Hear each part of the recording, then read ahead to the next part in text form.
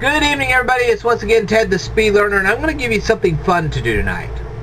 This is just something fun and creative for you guys to do tonight. Now, this involves a movie that was made a long time ago called Smokey and the Bandit.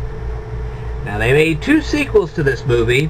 The first sequel they made, which was Smokey and the Bandit 2, wasn't too bad. The next one it just sucked. It really did, and I'm sorry for that, because in all three movies, Jackie Gleason starred as Sheriff Buford D. Justice.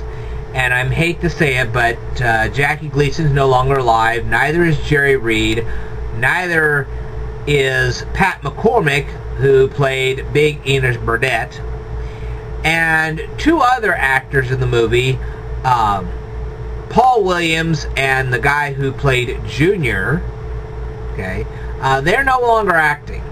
And that's really sad, because it would be nice to see some of these people come back together. But anyway, here's the fun thing that I'd like for you guys to do.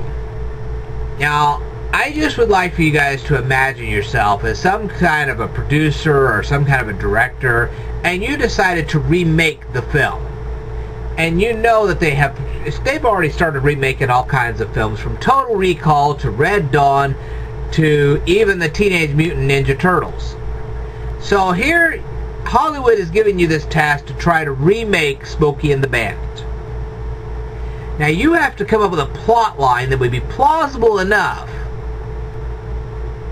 to make an interesting enough movie that people would come to watch it. Now, you'd run into two problems. Number one, even back in 1977, when this actually was made, it was actually legal to ship Coors beer from Texarkana, Texas to Georgia. Yeah, that's a little error they had in the film. Technically, you could have shipped Coors beer from Texarkana, Texas to Georgia. Okay. But nowadays, you'd be hard-pressed to find anything that you really couldn't ship from Texas to Georgia. So that'd be the first thing you'd have to figure out. Well, what are these guys going to ship that's supposed to be illegal to ship from Texas to Georgia? What are they going to bootleg?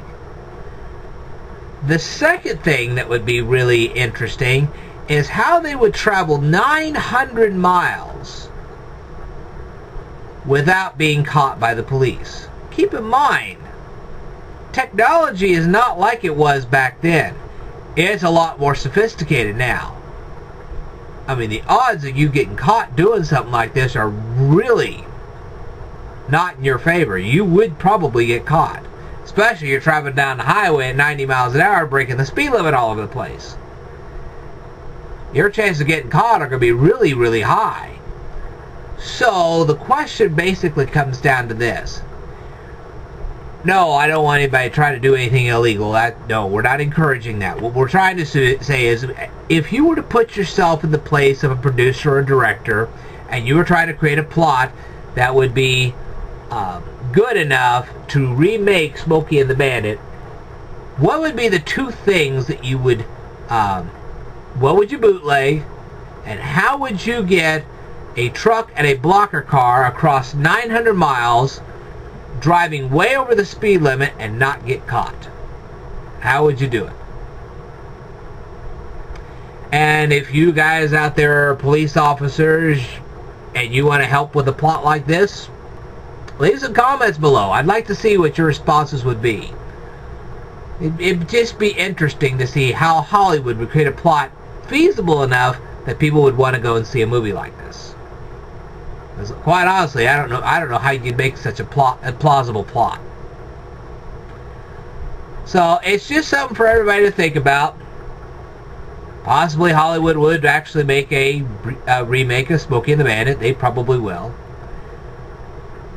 But I just thought I'd toss that out there and see what your ideas would be.